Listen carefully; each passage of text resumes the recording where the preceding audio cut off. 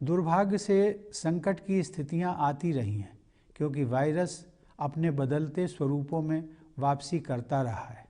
अनगिनत परिवार भयानक विपदा के दौर से गुजरे हैं। हमारी सामूहिक पीड़ा को व्यक्त करने के लिए मेरे पास शब्द नहीं हैं, लेकिन एकमात्र सांत्वना इस बात की है कि बहुत से लोगों की जान बचाई जा सकी है। महामारी का प्रभाव अभी भी व्यापक स्तर पर बना हुआ है, अतः हमें सतर्क रहना चाहिए और अपने बचाव में तनिक भी ढील नहीं देनी चाहिए। हमने अब तक जो सावधानियां बरती हैं उन्हें जारी रखना है। मास्क पहनना और सोशल डिस्टेंसिंग बनाए रखना कोविड अनुरूप व्यवहार के अनिवार्य अंग रहे हैं। कोविड महामारी के खिलाफ लड़ाई में वैज्ञानिकों और विशेषज्ञों द्वारा बताई गई सावधानियों का पालन करना आज हर देशवासी का राष्ट्र धर्म बन गया है। यह राष्ट्र धर्म हमें तब तक निभाना ही है जब तक यह संकट दूर नहीं हो जाता।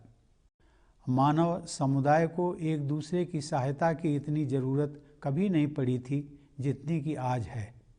अब 2 साल से भी अधिक समय बीत गया है, लेकिन मानवता का कोरोना वायरस के विरुद्ध संघर्ष अभी भी जारी है।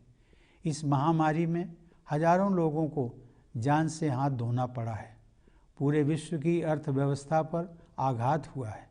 विश्व समुदाय को अभूतपूर्व विपदा का सामना करना पड़ा है। नित नए रूपों में यह वायरस नए संकट प्रस्तुत करता रहा है। यह स्थिति मानव जाति के लिए एक असाधारण चुनौती बनी हुई है। महामारी का सामना करना भारत में अपेक्षाकृत अधिक कठिन होना ही था। हमारे देश में जनसंख्या का घनत्व बहुत ज़्यादा है और विकासशील अर्थव्यवस्था होने के नाते हमारे पास इस अदृश्य शत्रु से लड़ने के लिए उपयुक्त स्तर पर बुनियादी ढांचा तथा आवश्यक संसाधन पर्याप्त मात्रा में उपलब्ध नहीं थे। लेकिन ऐसे कठिन समय में ही किसी राष्ट्र की संघर्ष करने की क्षमता निखरती है। मुझे यह कहते हुए गर्व का अनुभव होता है कि हमने कोरोना वायरस के खिलाफ असाधारण दृढ़ संकल्प और कार्यक्षमता का प्रदर्शन किया है।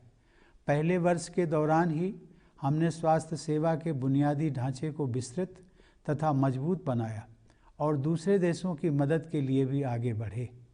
दूसरे वर्ष तक हमने स्वदेशी टीके विकसित कर लिए और विश्व इतिहास में सबसे बड़ा टीकाकरण अभियान शुरू कर दिया। यह अभियान तेज गति से आगे बढ़ रहा है।